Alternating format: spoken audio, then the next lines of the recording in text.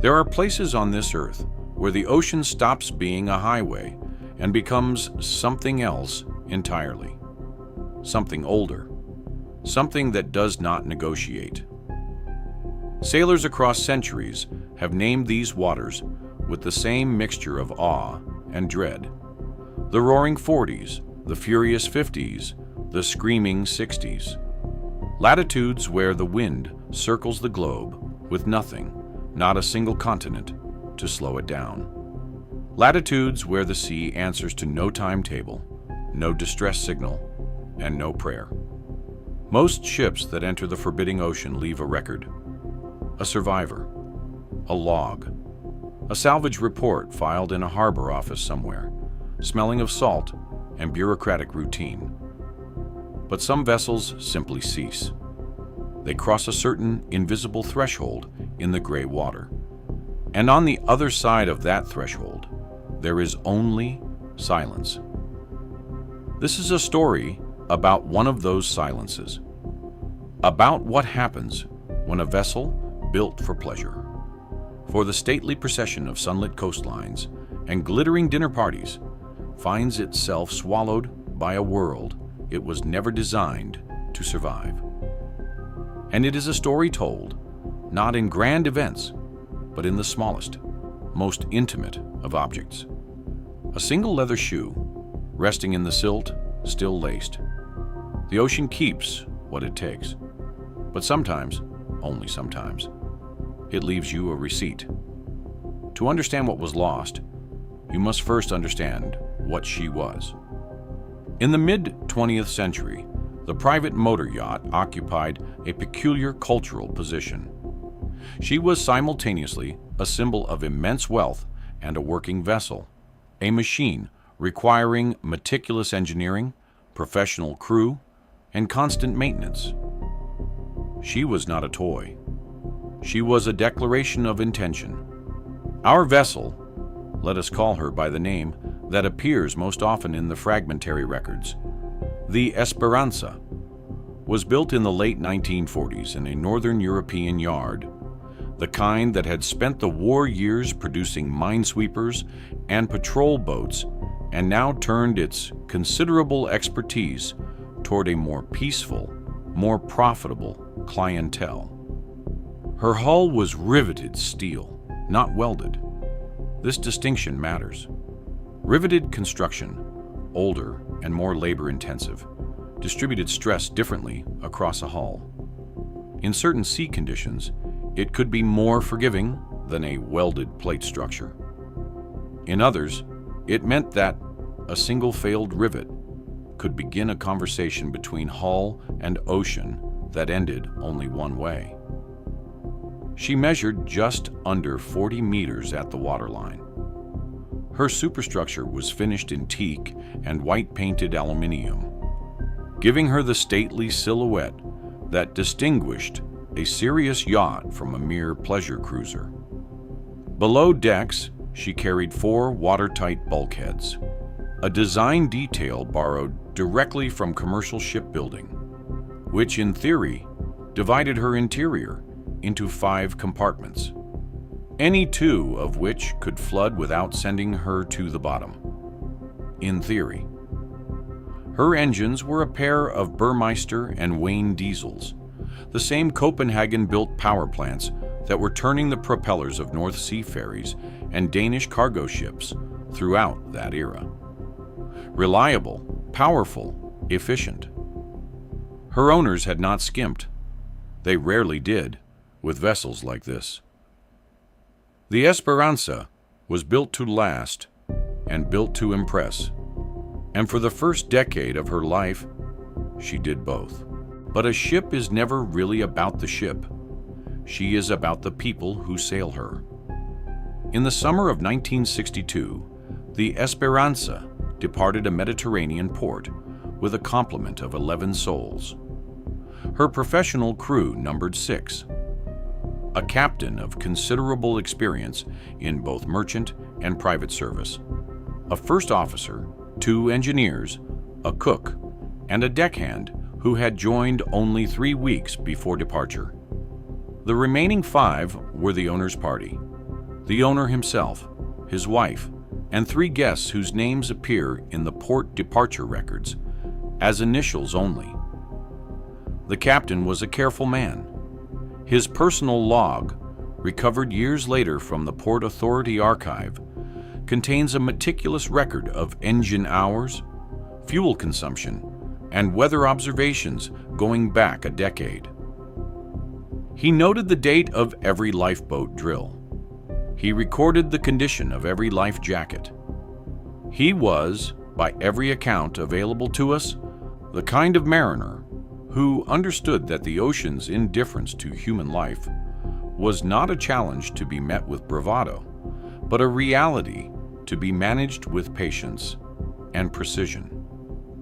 The cook, a woman in her early 30s, who had worked aboard private yachts since she was 19, had personalized her small cabin below the waterline with photographs pinned above the bunk and a pair of leather shoes, good ones, hand-stitched, stored in a net bag on the back of her door. Small domesticities, the kind of details that turn a berth into a home. The owner had a superstition common among yachtsmen of his generation. At the bow, affixed to the bowsprit fitting in a tradition borrowed from the great square riggers, he had tied a shark's tail, dried and treated, mounted in brass, an old mariner's charm. Whether it was meant to propitiate the sea, or merely to announce to the ocean that the vessel and her people had teeth, I cannot tell you. What I can tell you is that it was the last thing anyone saw of the Esperanza when she cleared the harbor mouth and turned west. A dried shark's tail, swinging gently above the morning water, and then she was gone. Her itinerary was ambitious but not reckless. The owner intended to cross the Atlantic, passing through the Azores, down toward the Canaries, and then, in a routing decision that would later attract considerable scrutiny, south and west to a final destination in the Caribbean. It was not the clipper route of the great sailing ships. It was not the roaring 40s, those high latitudes where the westerly gales sweep unimpeded around the bottom of the world. But it crossed enough open ocean in enough season to demand respect. For the first 9 days, all was well. Her radio operator filed position reports at the scheduled times. The messages were brief, professional, unremarkable. On the morning of the 10th day, a final transmission was received by a Portuguese coastal station. The operator's tone was untroubled. The weather was described as deteriorating but manageable. The engines were running normally. The captain's sign-off was the standard closing of a routine report. All is well. There was no further transmission. Not that afternoon, not that evening, not the following morning when her next scheduled position report was due, and a coastal radio operator in the Azores sat with his headphones on and heard nothing but static. She did not arrive at her intermediate waypoint. She did not respond to repeated calls on the distress frequencies. She had, in the space between one radio transmission and the next, ceased to exist. The search that followed lasted 11 days. Portuguese naval aircraft covered over 40,000 square kilometers of Atlantic Ocean. A British merchant vessel diverted from her course to assist. An American military aircraft out of the Azores joined the search on the 3rd day. They found nothing. Not a life raft, not a life jacket, not a fuel slick, not a single piece of timber from her teak superstructure floating on the gray Atlantic swell. The ocean, as I said, keeps what it takes, but sometimes it leaves you a receipt. The first clue did not surface for 11 years. In 1973, a Portuguese fishing vessel working the seamounts west of the Azores brought up in her nets a porcelain relief, a decorative panel roughly the size of a dinner plate, depicting a female figure in profile. The glazing was intact. The painting beneath it was undamaged. It was the kind of decorative detail that appeared in the saloons of precisely this class of post-war luxury yacht. We might call her, as several maritime historians have in the years since, the Porcelain Lady. She was catalogued, photographed, and filed. No connection to the Esperanza was established at the time. The second clue arrived in a bottle. In 1971, a message had washed ashore on a small island in the eastern Atlantic. It was written in a neat hand on what appeared to be a page torn from a ship's log. The date corresponded to the days immediately following the Esperanza's last transmission. The message described a vessel taking on water in heavy seas, a failed bilge pump, and a crew working without sleep. It was signed with a captain's surname that matched no vessel in the maritime records of any Atlantic nation. Investigators initially dismissed it as a hoax. The ocean receives dozens of fraudulent messages in bottles every decade, and the temptation to create drama where drama is wanted is a very human impulse.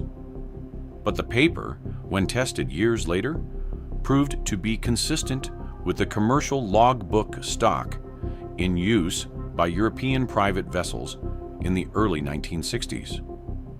Whether it was genuine, no one can say with certainty, but it has never been entirely disproven either. Then, in the late 1980s, a deep-sea survey vessel, conducting a geophysical survey of an Atlantic seamount, captured sonar images of an anomaly on the seafloor at approximately 2,400 meters depth. The shape was consistent with a vessel of the Esperanza's dimensions. No camera footage was obtained during that survey. When the coordinates were revisited years later, the seafloor had shifted. Sediment migration, perhaps, or the slow geological restlessness of the seamount itself, and the anomaly was gone from the sonar record, as though the ocean had rearranged itself deliberately. And then, in 2004, a research submersible working the seamount on an entirely unrelated biological survey captured something on its cameras. A section of teak decking, a corroded brass fitting, and resting in the gray silt, undisturbed, a single leather shoe, still laced, the sole worn thin at the heel in the way that shoes wear when their owner stands in the same place for many hours, at a stove, perhaps, in a small galley. It had been on the seafloor for 42 years. The ocean had kept it perfectly. A frozen time machine in the deep dark. What happened to the Esperanza? Maritime historians and naval architects who have studied the available evidence have proposed several theories, none of them provable, each of them plausible. The first is a rogue wave, a freak sea of the kind that oceanographers now know to be far more common than classical wave theory ever predicted. A single wave of sufficient height and steepness could have struck the Esperanza broadside, flooding her through her deck openings before her watertight bulkheads could do their work. In such a scenario, the rapidity of sinking would explain the absence of survivors and debris. The second is cargo liquefaction, not of cargo in the traditional sense, but of ballast. Private yachts of this era sometimes carried loose ballast material in their bilges to improve stability. If that material was wet or improperly consolidated, heavy sea conditions could cause it to shift suddenly to one side, destroying the vessel's stability in a matter of seconds. The third theory is the simplest. An iceberg, drifting south well beyond its expected range in an unusually warm summer, invisible in the night sea. No radar, no lookout who had been told to expect ice in those latitudes. A single impact in the dark.